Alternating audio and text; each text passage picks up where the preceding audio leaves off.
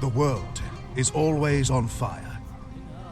The tribes of the Holy Lands have been bickering for centuries over spurious statues and false prophets, and all that division only fuels hate and scars the lands of Allah. Only 100 years ago, the Christians fought against us in their so-called Holy Crusade.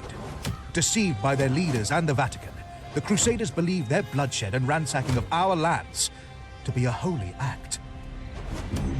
This glorified slaughter of our people, legislated by Satan himself, dressed in papal robes, resulted in the conquest of Jerusalem.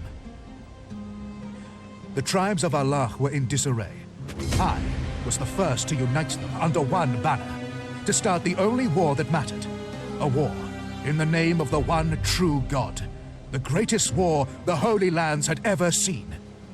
I was always told I was special, that I would lead the people of this earth to the light of Allah. What a fool I was. I wagered their words over those of God's, falling to my own hubris. Only 10 years ago, the leprous boy king Baldwin IV of Jerusalem shattered my forces at Montissad. I barely escaped with my life. Yet Allah works in mysterious ways. After the leprous king's death, the kingdom of Jerusalem was in disarray, and I, Salah ad-Din, the first of the Ayyubid dynasty, was granted another chance to prove myself. I will purify the sacred lands of my ancestors. At the Horns of Hattin, a most sacred battleground, I will face the Christian forces and reconquer the jeweled city of the Holy Lands. Jerusalem will once again know peace, in the name of Allah.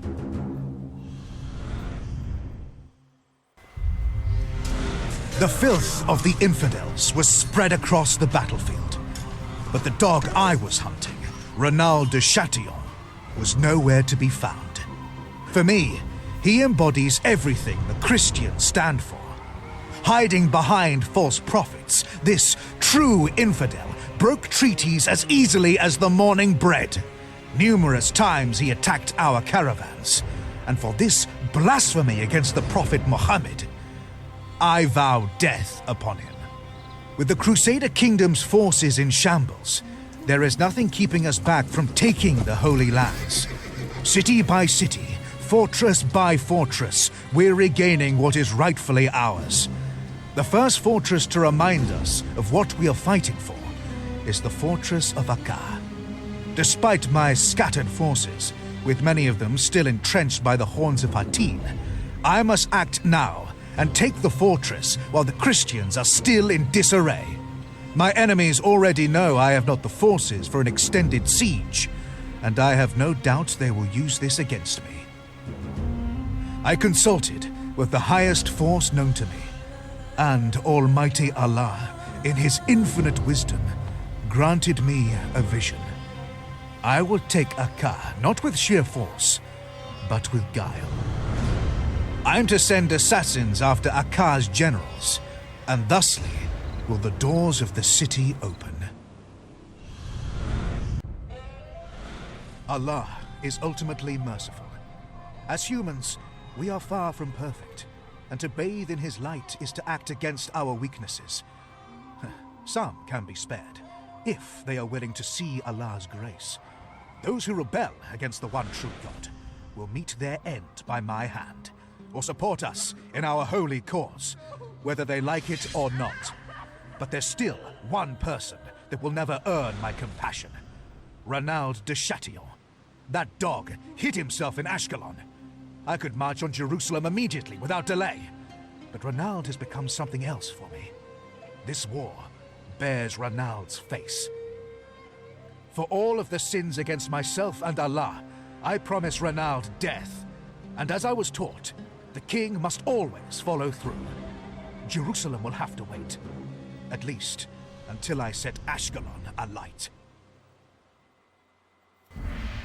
I am the hand of Allah in the domain of men, and no one but me is to pass judgment upon those who spread profanity against him.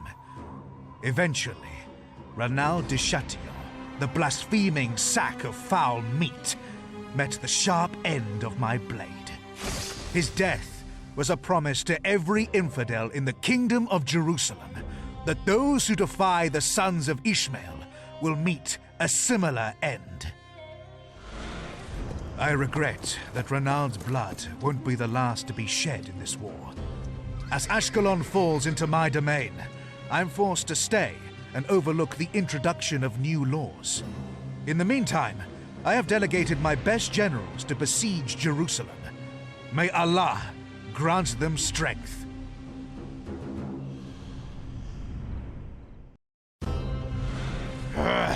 What imbeciles! No wonder Jerusalem fell a century ago, if the city was governed by fools as incompetent as my generals.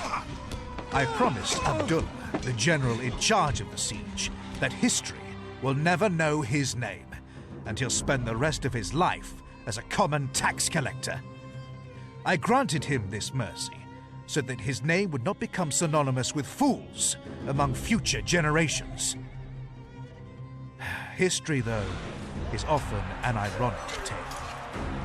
The Christians captured Jerusalem from the north. Their knights fought in the shade of the citadel's walls, allowing them to hide from the scorching sun.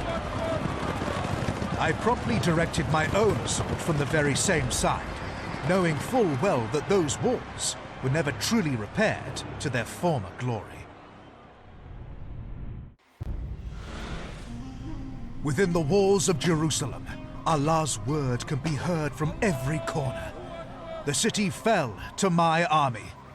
Luckily, our holy shrine survived the assault, and my warriors could seek solitude in the cold rooms of the Al-Aqsa.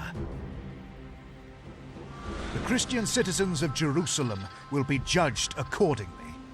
Those who valued their false god above Allah will soon face their sentence in the endless desert as exiles. If their God is as merciful as they say, then they will find a safe passage home. If not, I hope Allah will save their lost souls. The victory in Hattin and the fall of Jerusalem prompted another crusade by the Christians. The King of England led the Christian forces himself, and despite initial victories on the battlefield, the Christians never reached Jerusalem again. Finally, a truce was reached, and unarmed Christians were permitted to visit the Holy Lands as pilgrims. After a century-long struggle, we have recaptured the Holy Lands, and I believe we shall never lose them.